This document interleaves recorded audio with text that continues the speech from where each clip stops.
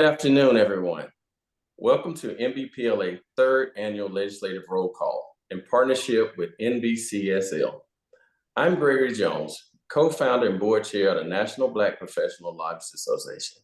Today, we are set to explore the most pressing issues at the heart of our state government across the country in the Black community. Before we dive into our panel discussion, I would like to acknowledge my esteemed colleagues on the panel, Yolanda Cass Jackson, Pastor John Heath, Terry Broussard Williams, and Terry Sharpley Reynolds, and David Diggs. Next, I would like to introduce our executive board chair, director, Frankie Robinson, who you will hear from later in this program. Last but not least, we have partnered with NBCSL to host this program. So joining us is the CEO, Lakemba Day-Sadir. Welcome, ladies. Let's get to the show on the road. Moderating panel one is NBCSL President and my dear friend, State Representative Laura Hall. Welcome, President Hall. Thank you, Mr.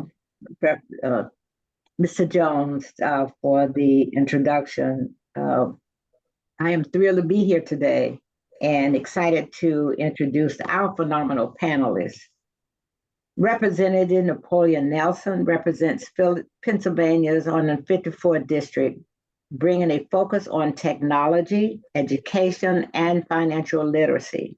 As chair of the Pennsylvania Legislative Black Caucus and founder of Emerging Technologies Caucus, he is committed to innovative policy solutions and community empowerment. The next panelist, Representative Candace Newell, is a dedicated public servant and attorney. Representative Newell represents Louisiana District 99 with a focus on empowering her community through legislative actions, serving on commerce, house and governmental affairs, and municipal, parochial, and cultural affairs committees. Her work addresses critical aspects of governance and community development. Representative Newell's legal expertise and commitment to public service drives her efforts to enhance the quality of life of her constituents. Next participant is Damon Dozier. He brings extensive experience in governmental consulting with a focus on environmental policies. As a member of NBPLA and representing Covanta, Damon's expertise spans across federal, state, and local governmental relations, contributing significantly to the sustainability and renewable energies. Letitia Adams oversees governmental relations at Walt Disney's Park and Resorts, ensuring favorable conditions for park operations and expansion. She has more than 20 years in public policies. She has a strategic approach to enhancing Disney's regulatory and political environment while fostering community relations. Thank you for taking the time to be with us today and sharing your thoughts. So let's get this show on the road.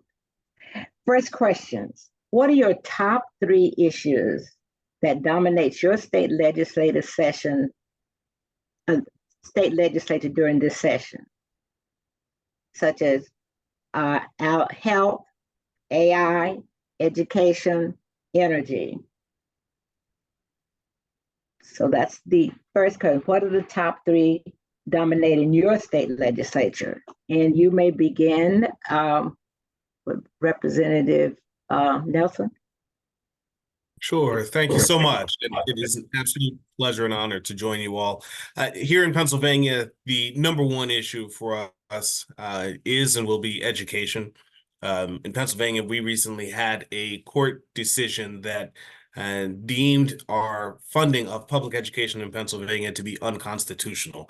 As everyone can imagine, the implications of inadequate funding of public education in Pennsylvania is going to significantly impact Black and Brown communities, our kids, as they're trying to, attain higher education and professional development. And so this will be certainly the number one issue for us. But we're still very much focused on other issues around community safety.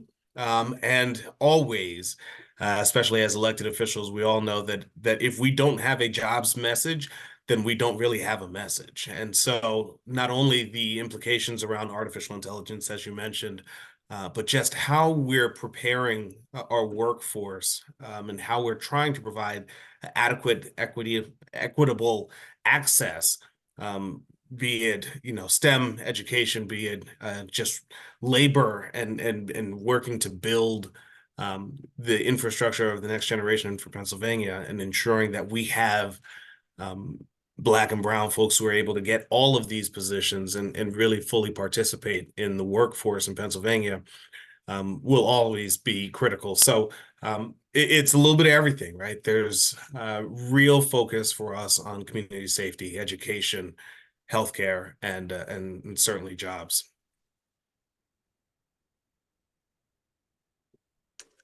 Next person. I guess that's me next. And again, I'm Representative Newell out of Louisiana. Well, most of our focus has been on education as well as healthcare. However, our focus has kind of pivoted a little bit. We took office January 8th, and I will start my second special session on Monday. And with these special sessions, we've been focusing on, the first one was focusing on redistricting, because we still haven't settled on if we're going to give the Black people in Louisiana an opportunity to elect a second Black congressman. And then our next focus will be in some months come whether or not we're going to give have more Black representation in the House or in the Senate on the state level, because the judge just kicked those back and said that those maps were unconstitutional, and well, not unconstitutional, but they did not adhere to the parameters of the VRA, particularly Section 2. But this special crime session that we're going to go into on Monday, we're looking at rolling back all of the criminal justice reform that was put in place in 2017. And that's going to be a big issue for our communities all across the state, because what the legislation is doing is not creating safer communities. It's just arresting and putting more people in jail, because we have not focused on the root causes of crime, such as the fact that Louisiana is still paying $7.25 as the minimum wage. We have not increased that. Even though since I've been in office, we've submitted that legislation every year, and we haven't decided that women should have equal pay for equal work. So we haven't addressed those basic causes of crime. We still haven't agreed that our teachers need to be paid a living wage. We haven't agreed that our children all need to be taught to have the same opportunities at this equal education. Orleans Parish is the only parish, well, we have parishes, not counties, but it's the only parish in the country that has 100% charter school system. The Orleans Parish School Board will take over direct control of one school starting, I want to say, next school year. But we haven't addressed the root cause of crime, but we're about to go into a 17-day crime session to see how many more people we can legally put in jail for no cause. Expanding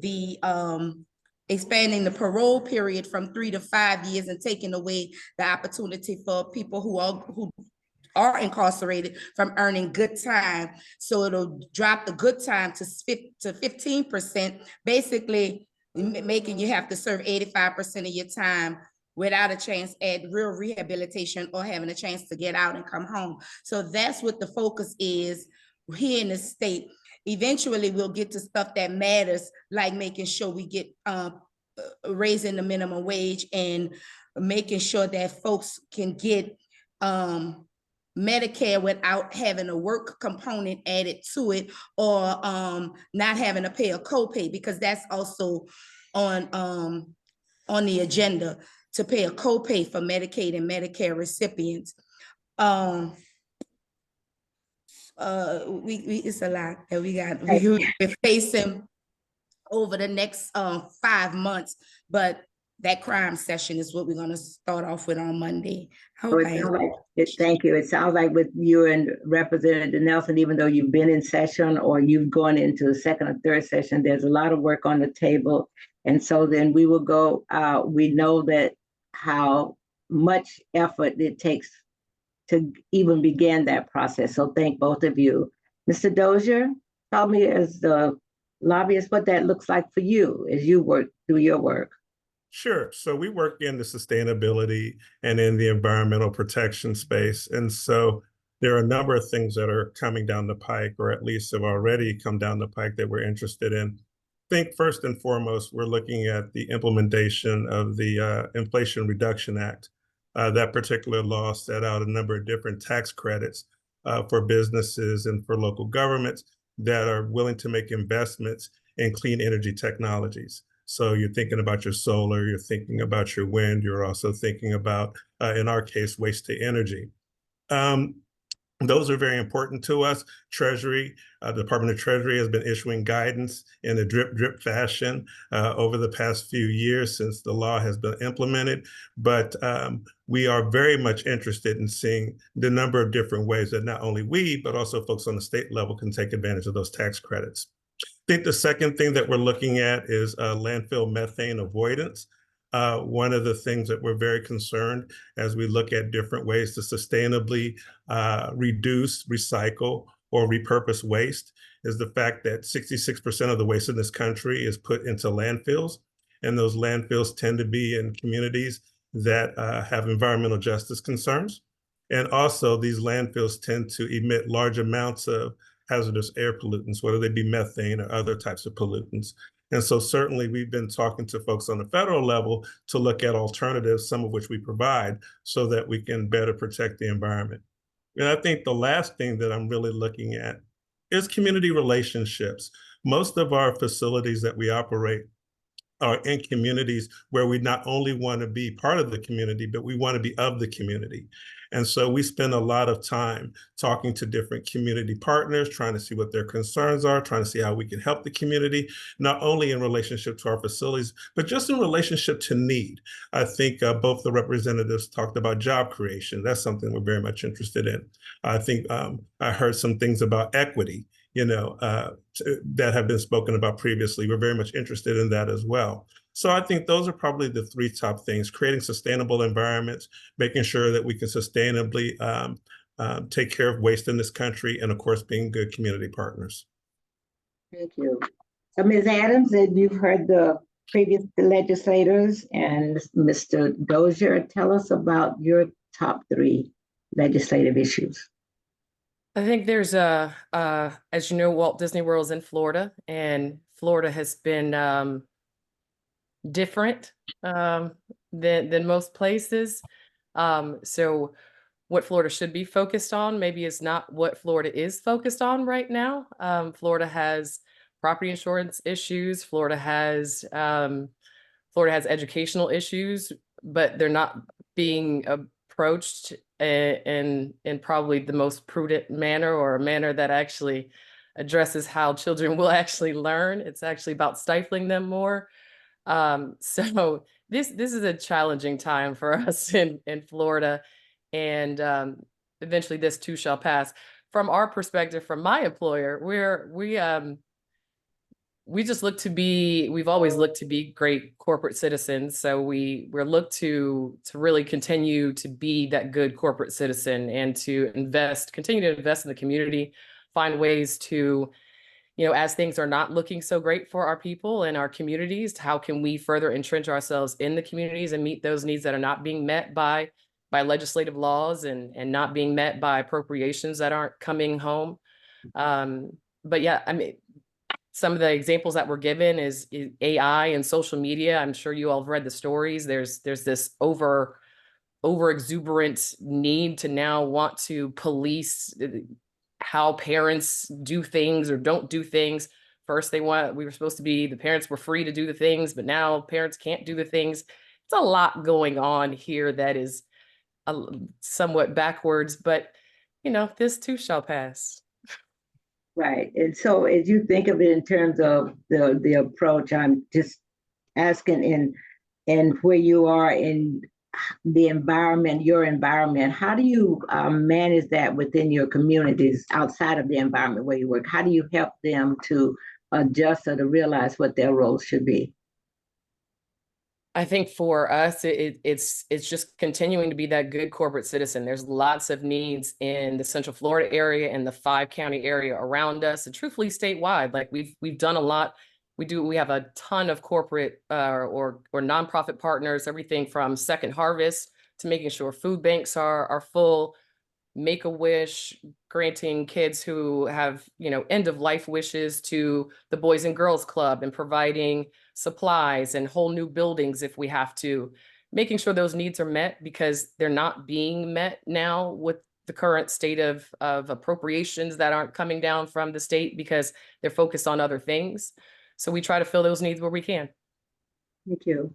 I was asked that same question of each one, Mr. Dozier, you as well, and then Mr. Representative Nelson and Representative Newell, just in terms of informing the community in areas that you feel are important in terms of what their well-beings are and how do you best approach that?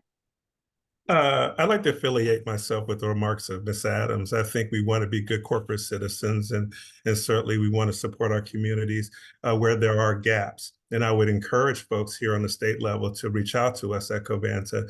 If we have a presence in your state, I know we have a presence in Florida and certainly other states that are representative, so that we can fill in those gaps. Unfortunately, not only is the federal budget stymied for a number of different reasons, state budgets are also similarly stymied. And so I think it's up to us as representatives of industry or representatives of corporations to be those good partners and to create those relationships and to create those networks and to create those fellowships, so that when there are gaps in some of these state level districts or in these communities, that we can hopefully be that helping hand, or at least be that partner that can come in and provide some assistance. Thank you. And I'll even piggyback. So we're, as lawmakers, looking forward to that partnership. And I think, you know, what we always know, what everyone on this, you know, panel knows, is that this is also 2024. And while all politics is local, we also have to be very mindful that in national election seasons like we have now, there's going to be an awful lot of both noise and conversation around things that almost don't matter. There's going to be a lot of legislating that is really signaling to voters. I think what that allows for us is the opportunity to come behind all of the hubbub and just do things that are meaningful to Black and Brown folks in our communities, right? We need to make sure that we're providing real, tangible benefits to Black and Brown communities, so that the lived experience in Pennsylvania and in Louisiana and everywhere, Florida, is better. We need to make sure that folks have that sense that life is better, right? So even with Covanta, trying to make sure that folks understand and are actively pursuing community change grants. It's an EPA grant that is really targeted at environmentally impacted communities. We don't yet, within the Black, Black body politic, have a real arm's embrace of what it means to be environmentally impacted and what environmental justice really looks like. But all of our communities, most of them realistically are.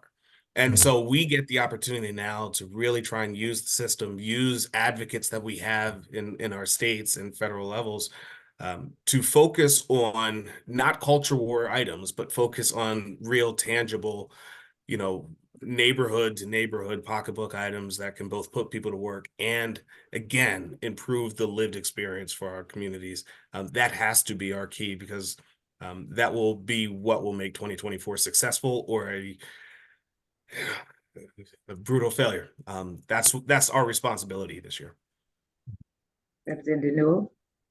And Noel, and what we've tried to do, and what we've attempting to do is, actually, I'm in a retreat right now.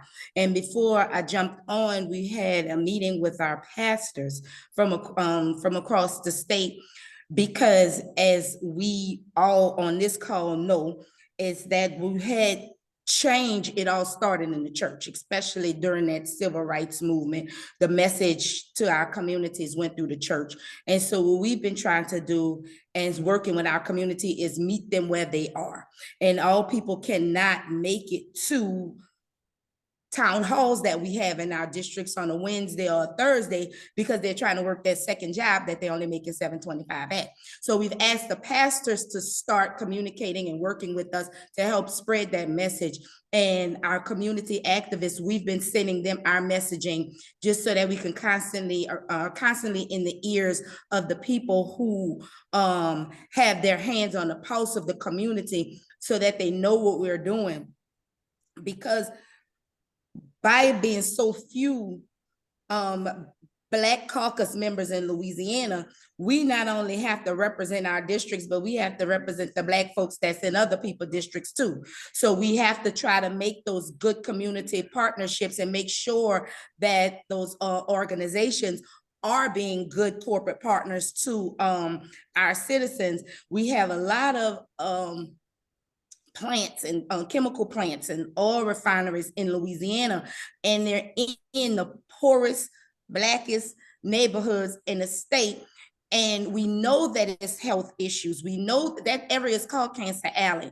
And what we've been trying to do as a Black caucus is pushing forth legislation to make sure that it's clean and that it's meeting EPA requirements. But at the same time, the people need jobs, because where they're going to work, they're good paying jobs, and they're making a good living, but it's killing them at the same time.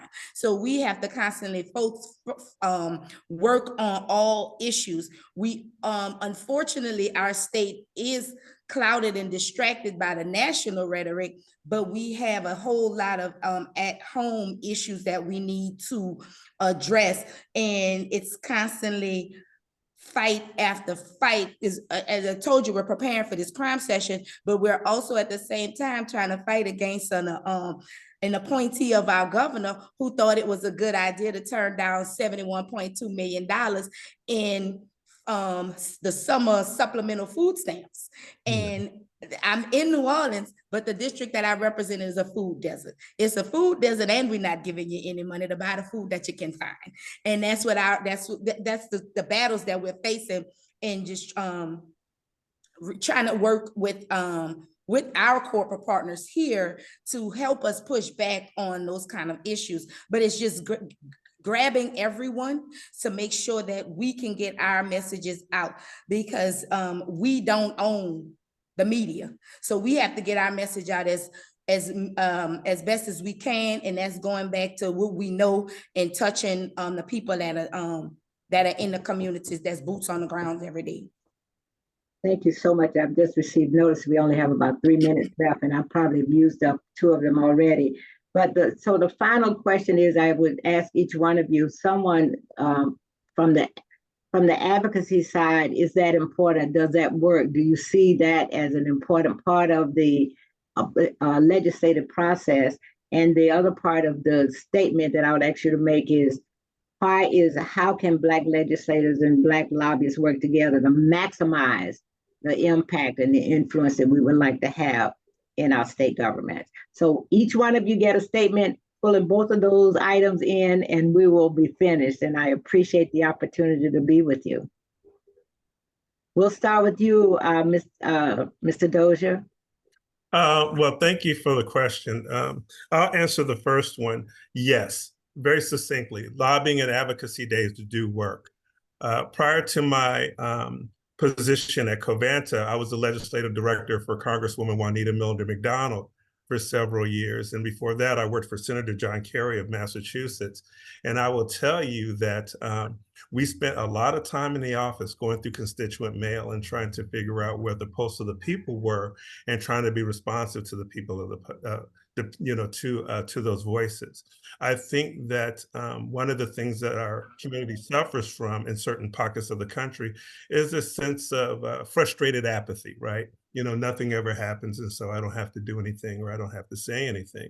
But So that part of the conversation we'll go on for the next time. Ms. Adams, Representative Nelson, and Ms. Newell, Representative Newell, quickly. Advocacy absolutely works. Disney is a part of a number of trade associations. They do work. They do great work. And as far as Black lobbyists, NBPLA is very important. It is an advocacy group in and of itself.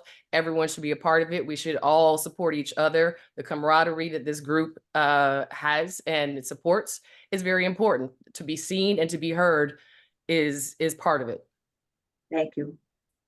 I would say yes, absolutely. Everything works. Let's just assume that we don't have the exact roadmap of how to get where we need to go. And so what we're going to do in Pennsylvania, and I hope everyone does it everywhere, is just continue to do as much as you can do until you get tired and pass the torch. So let's do it all together, and let's just keep pushing. A resounding yes. That partnership does work.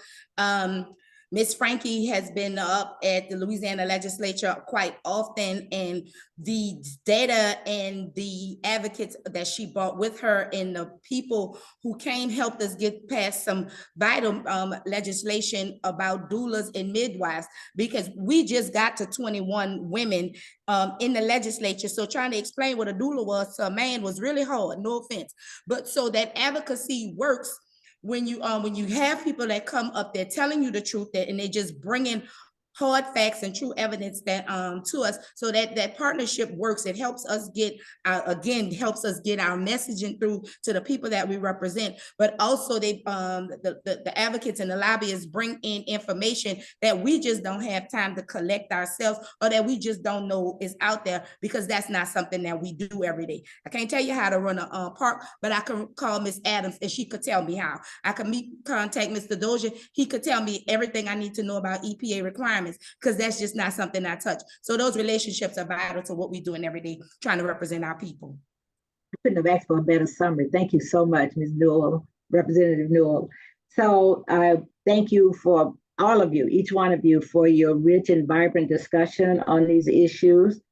Please continue, if you are online with us, please continue to put your questions in the box. And so let's go to our Executive Director, Ms. Frankie Robertson. Thank you so much, Representative Hall, and thank you to all of our panelists, guests, members who are joining us today. We are so excited to be here and have this event amongst us and to watch it grow annually. So thank you all for your enthusiasm and your support.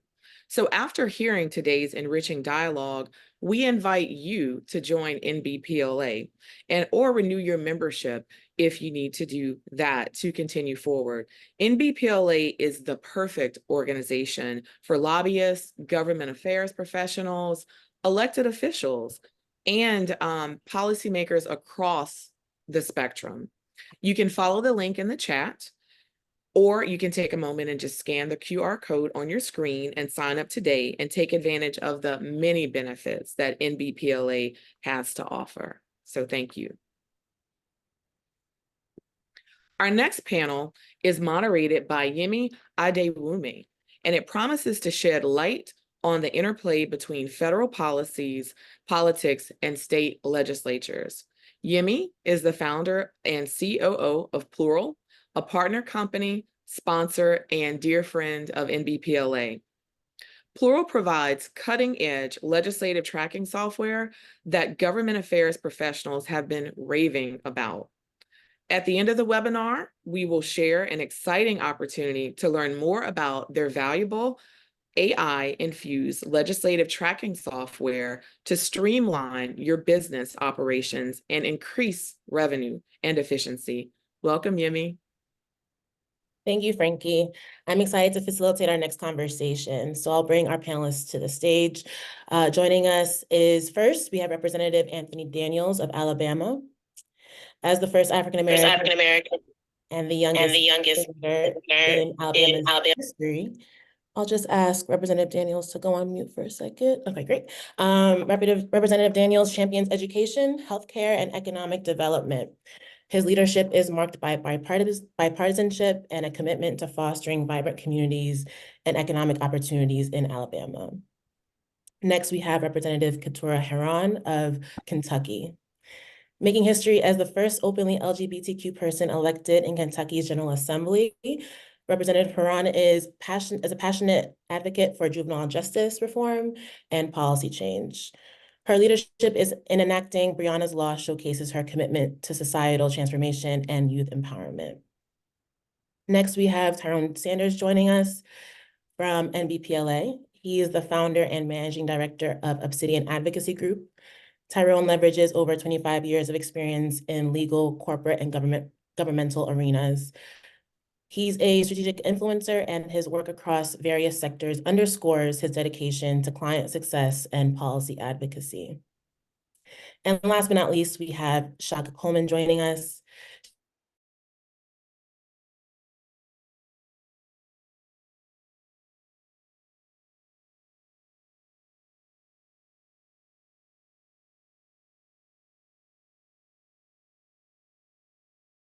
I want to thank you all for joining us this afternoon.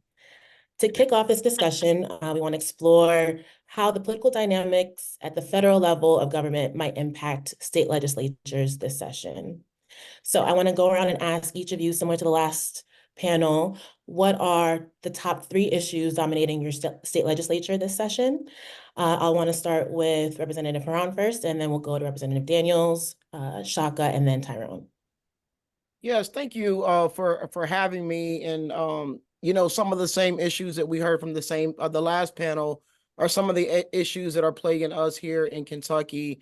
One of the biggest things is that in the House, we just passed a horrible criminal justice bill, and it sounds like the same thing that they're doing in Louisiana.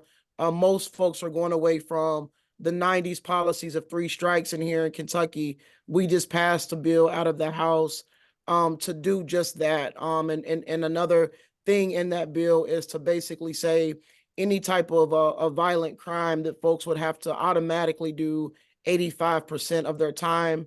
In that measure as well, it is criminalizing folks who are houseless and homeless. They even have a provision in that bill that says if someone steals something out of the store, the individuals who are working at the store have every right to go after that person and get those goods back. I call it a 1955 bill that is very similar to what we saw happen to Emmett Till, is what I told them on the floor. We also have a huge fight in education. As we heard on the last panel, our teachers are not getting the pay in which they need. And then our biggest school district here in Louisville and Jefferson County, which is predominantly Black, where most of the Black folks are here, they are looking to break up the school district and kind of roll back and go back to desegregation, or I'm sorry, to segregation. And so those are some of the top things that we are seeing here in Kentucky, unfortunately. And as the representative prior said, here in Kentucky, our minimum wage is still $7.25, and we have been trying to raise that for several years. And one of the things that's very interesting is that because we have a large teacher shortage, this past week in the House, we rolled back the qualifications for substitute teachers. Here in Kentucky, now you only have to have either a high school diploma or a GED to be a substitute teacher. And so I believe that there is going to have a large impact on our teachers and the education career path in general. Basically, they're telling teachers that they don't really matter. We're not going to give you more money, but we are going to lessen the qualifications for those folks who want to come in and be a substitute. Thank you for sharing that, Representative Daniels. Thank you. Thank you for having us. Thank you for to Jones, Greg Jones, and the NBPLA, as well as the National Black Caucus State Legislators for hosting this panel today. I will tell you that it's a mixed bag of issues that are impacting the state government as a result of the national climate.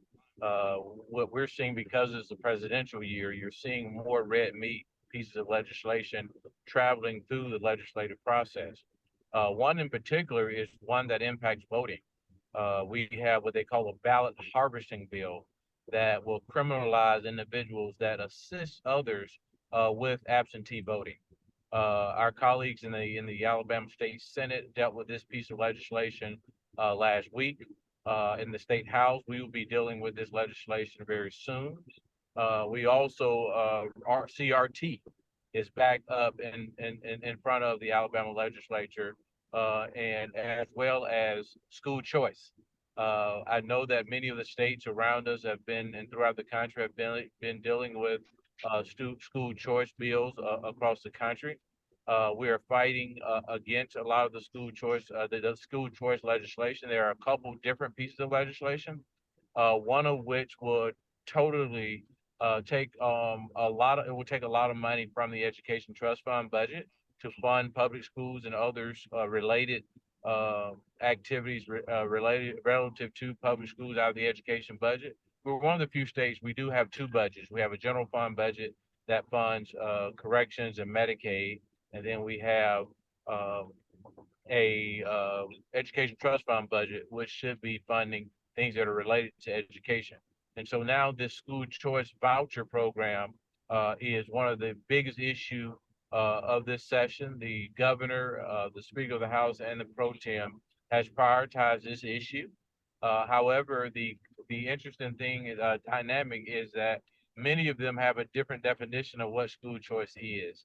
And so we're able to kind of operate in a different posture, but we're hopeful that our defensive strategies will help us fight back on some of these pieces of legislation. And then you have, we are dealing with one issue that's long overdue, which is casino and the lottery. Alabama is one of the few states that do not have a education or a lottery in general. And so we've opened it up to, we passed a bill yesterday in the Alabama and in the State House that's now going to the Senate on the lottery and gaming. And so those are revenue measures.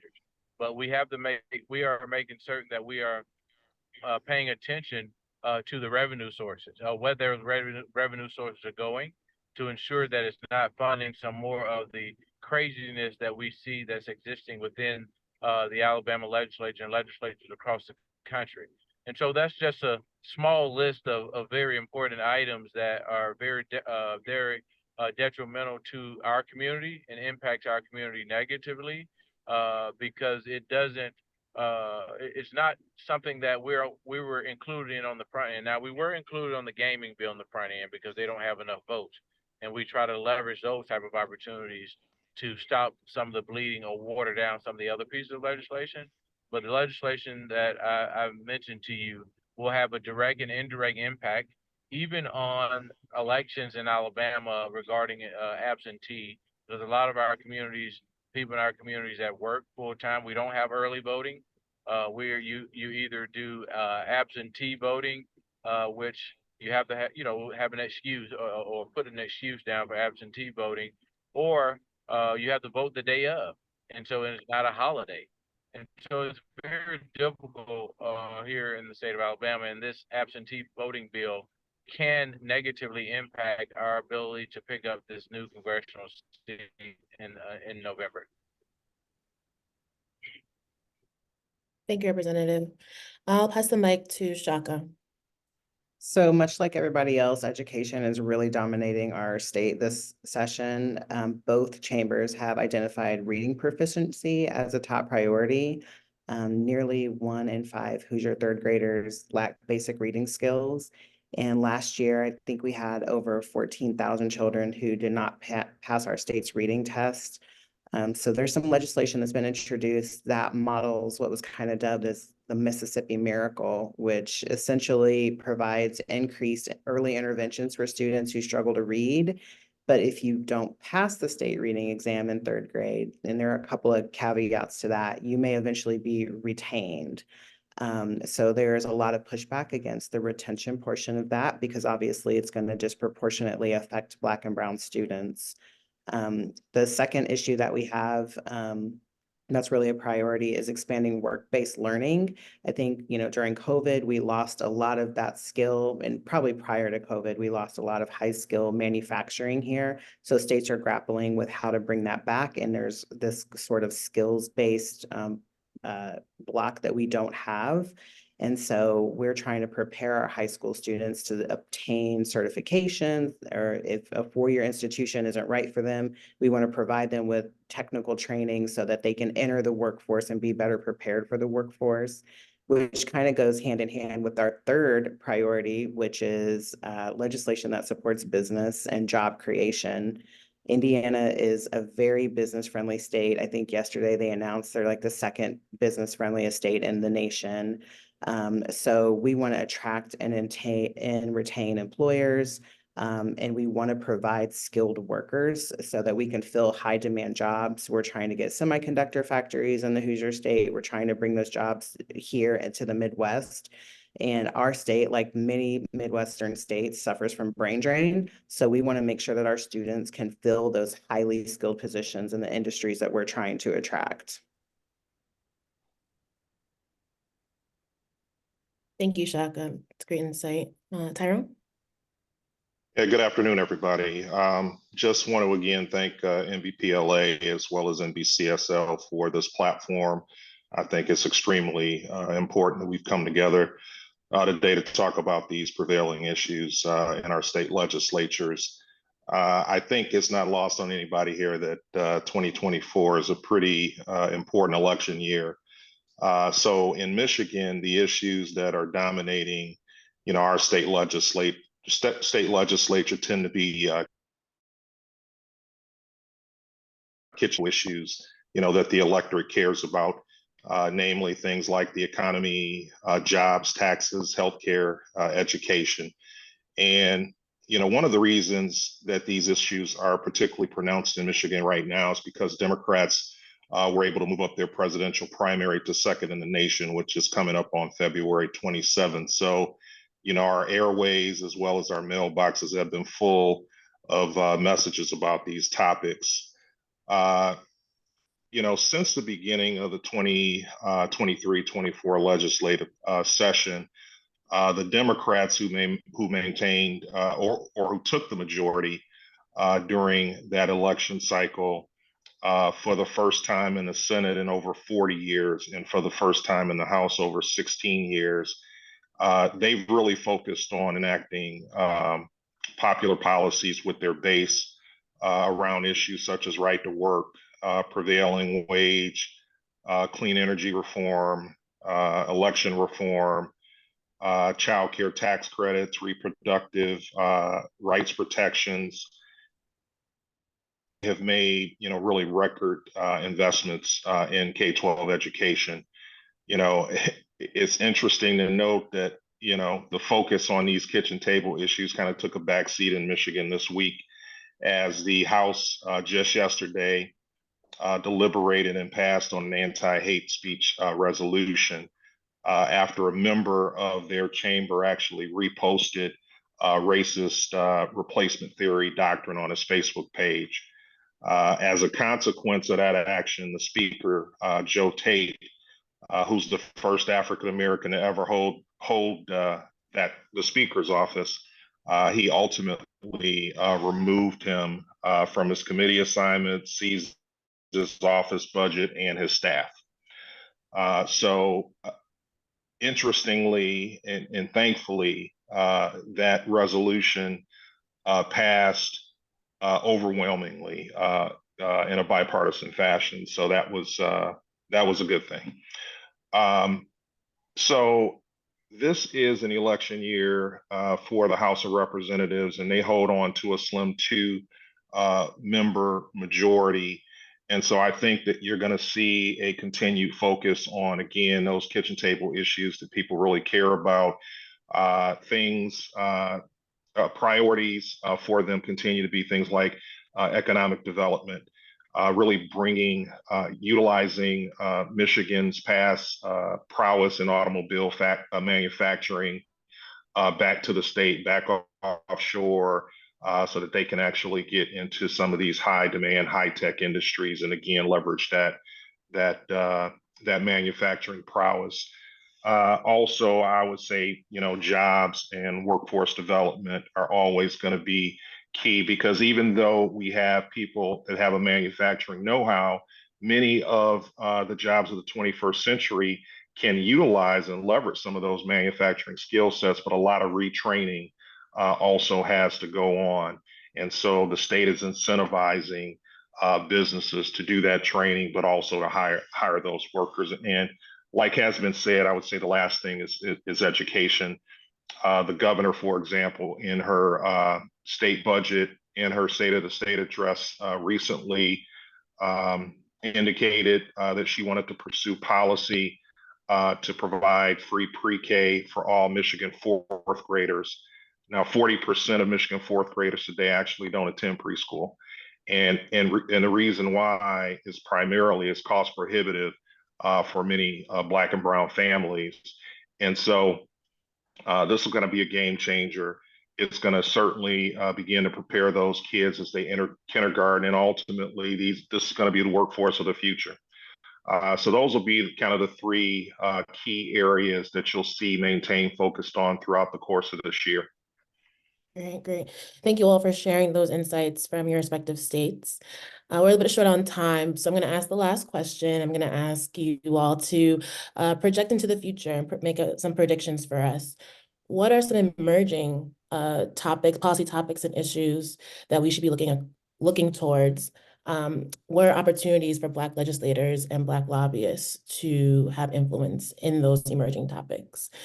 So basically, what should we be looking out for as we look forward into 2024 and beyond? And we'll do the same order. We'll go with Representative Huron, and then Shaka and Tyrone. Yeah, thank you. I mean, I think that when we talk about what we should be thinking about for the future, I think everything related to technology, workforce development, and education. Obviously, I believe that in order for us as Black folks or our communities to be able to thrive, it is going to be around that generational wealth and what does that look like and mean. I think somebody mentioned before AI, that is happening, is real. And so how are we educating ourselves? I know as a legislator, I have not tapped into that. I've got some folks who have tried to get me to tap into it, and it has not been a priority for me because of all the other things that we're constantly dealing with, like gun violence is one of the big things that I deal with on a regular basis. But I do think that how are we getting our folks put into that AI pipeline and just technology pipeline, because those things are constantly going to be moving and evolving. And so how do we as leaders learn about it, and how do we make sure that we are bringing in those resources or opportunities for our communities so they can get tapped into that educational pipeline? And thank you for having me.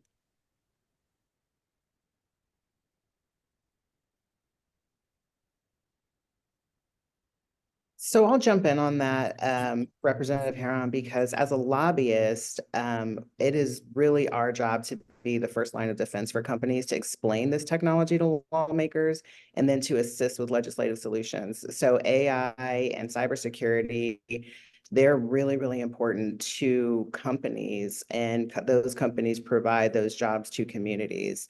A great example of this is kind of like in the healthcare sector. So healthcare uses AI to help with a lot of their R&D and their biotech efforts. So if a legislature is really heavy-handed with curbing AI, then they can potentially slow down that innovation and those new technologies, and those technologies literally save people's lives.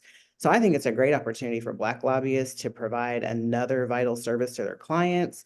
It's a great opportunity for Black legislators to educate themselves and then to be leaders on that legislation in the future, because it's fostering growth for emerging companies. And there's a ton of potential for us to embrace what's going on, provide additional services, and maybe even step into emerging markets where our people can really benefit from it.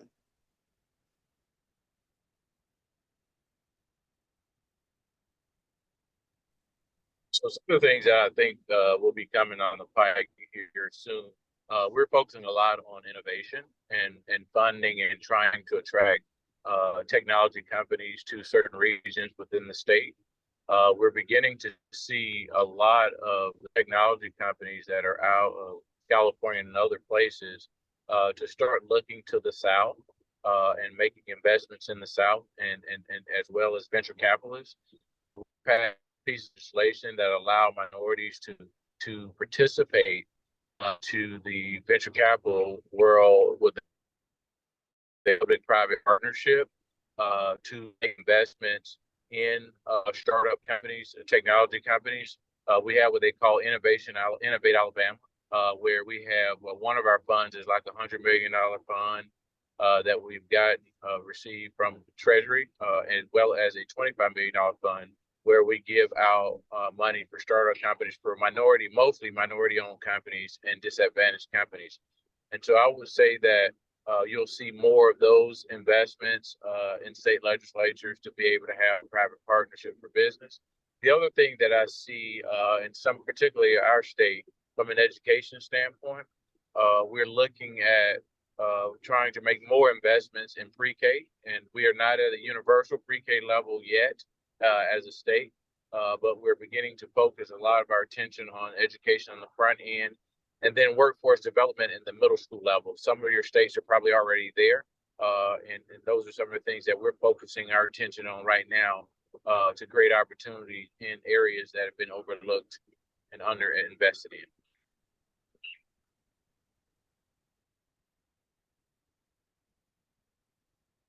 And we'll have Tyrone wrap this up. All right, great. Thank you. I would say the emerging industries that come to mind are probably in the mobility and electrification space, also sustainability and clean energy. These are all sectors that Michigan is really looking to dominate. We have a very aggressive governor, and she wants Michigan to be the epicenter of innovation. And because of that, a lot of the dollars, the federal dollars that flow through the states as a result of COVID, a lot of that money has been redirected in very strategic ways in these industries. So, right now in Michigan, we have battery innovation plants for EV vehicles. We have storage capacity and recycling facilities for those same batteries. We have semiconductor chip manufacturing facilities. We have electric vehicle charging station manufacturing facilities. For example, the first Black woman-owned EV charging station manufacturer is headquartered right in the city of Detroit and run by a woman named Natalie King. And I would like to say that, so oftentimes Black and brown entrepreneurs and startups are left out of these opportunities to get in at the front end of these type of high growth industries. And I would say right now, for the first time, that's really not the case here. There are so many opportunities, not only in the States, but really globally, to compete at a high level with the right type of technological know-how. For example, just looking at the EV charging station space, Michigan has estimated that it needs about 100,000 charging stations in order to promote widespread adoption of electric vehicles from Michiganders. And right now, we have 2,500, and about 70% or about 30% of those are inoperable at any given time. So you think about that, and the opportunity certainly is there for for minority companies, Black and brown companies, to compete, whether it be producing electric vehicle charging stations, whether it be producing the software that drives those. So those apologies, are Tyrone. Definitely, right. definitely. You made me laugh, so I got a little bit of time, but that's okay. Appreciate those comments, honestly. As our panelists have mentioned, innovation and technology are the opportunities that are at the forefront right now for all of us as policy shapers. And it's a great segue or plug to the opportunity next in 2 Mondays from now, there'll be a session on AI innovation and public policy management. So thank you all for your advice, for your insights, for your perspectives from your respective states and the issues that you cover. I'm going to take the opportunity to pass the mic over to NBCSL Executive Director Lakimba. There'll be a few moments for audience questions. And again, I appreciate the opportunity to speak with you all today. Good afternoon, and thank you, Yemi. And thank you to our distinguished panelists for an educational and compelling discussion. I also like to thank the National Black Professional Lobbyists Association. Thank you for partnering with the National Black Caucus of State Legislators. As you all know, we all know, this work is important and we cannot do this alone. So this partnership is what needs to continue, and we thank you for it. We'd like to open the floor up for questions in this short period of time. So please submit any inquiries through our chat. We do have one question that I'm going to ask right now, and I'm going to defer this question to Mr. Gregory Jones. Give us an idea of what are you doing? What is the National Black Professional Lobbyists Association doing in order to establish a pipeline for Black lobbyists? All right, and thank you, Lakimba. Appreciate that question. On behalf of the NBPLA Board of Directors, we would like to welcome and thank you for being a part of this third legislative roll call. I think these things are key and important. And to answer your question, some of the things that we're doing, one, things like this panel today, we're including in the partnership with NBCSL as one way of showing our people out here that the world of governmental affairs is very much in need to grow with people of color. Things like this program today, we're constantly speaking to colleges and universities about here's life in a day of a lobbyist. Exposure, that's one of the things that, I would encourage everyone that's on this call, because when we speak to young students, very few of them know about this industry called governmental affairs lobbying, governmental affairs policy advising. So we're going around the country talking to students at HBCUs about what the role of governmental affairs is. And we're also encouraging our members of NBCSL to encourage corporations and contract lobbyists who don't have someone that looked like us a part of their team to actually ask them and say, hey, where are the people that look like us?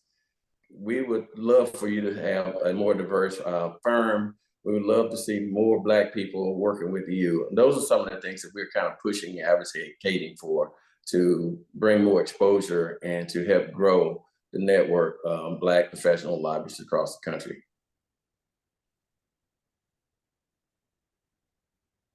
Thank you. Looks like we might have time for one more question. Any advice that you would have or recommend to get involved with regards to lobbying without a law or policy background? I open that up to any of the other lobbyists on this panel.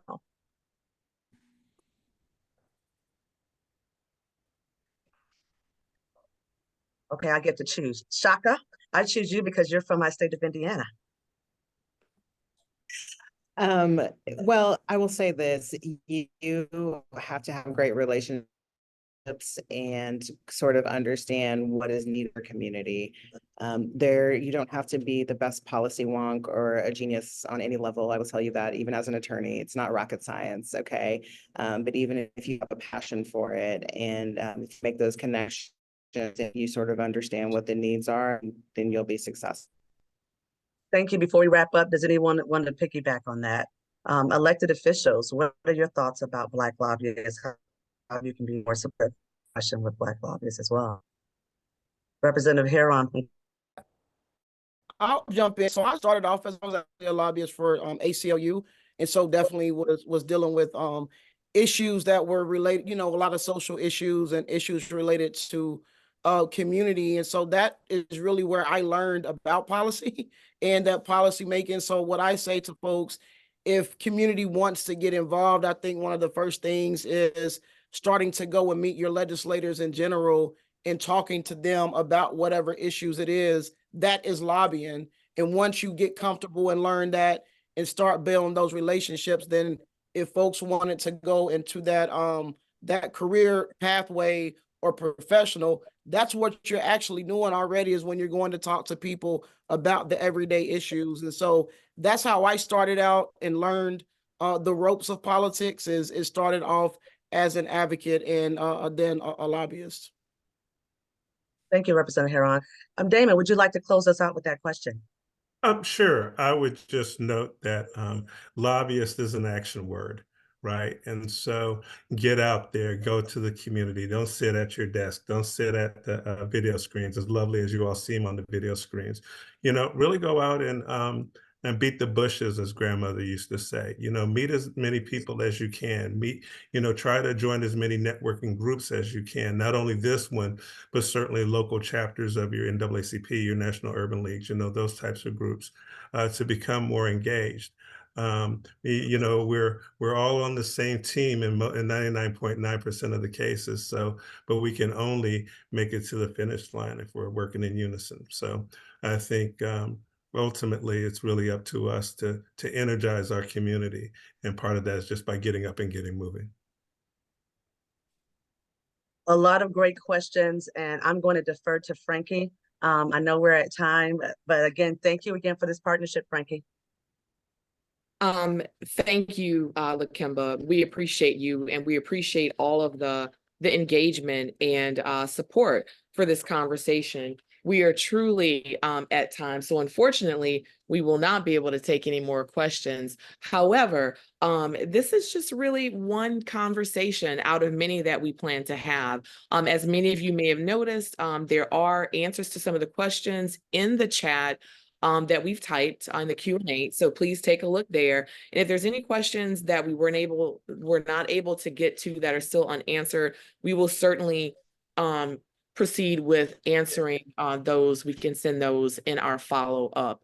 So we appreciate the engagement. We would love to stay, but we also know that people are super busy. So we all have to move forward with our day. But the great thing is we have other discussions coming up, and we're actually just launching a professional development series. So speaking of upcoming events, we ask that you stay tuned to the following upcoming events.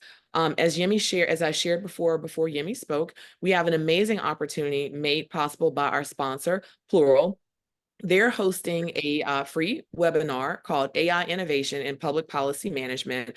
And I hope that you can all join us on Monday, February 26th at noon Central Time, 1 Eastern.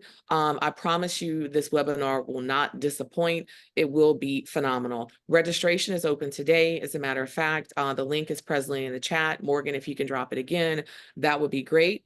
And then also join us on March 22nd, where we will host our 3rd annual Women in Government event at 1 o'clock Central, 2 o'clock Eastern. Moderating that event will be our board chair and co-founder, Yolanda Cash Jackson.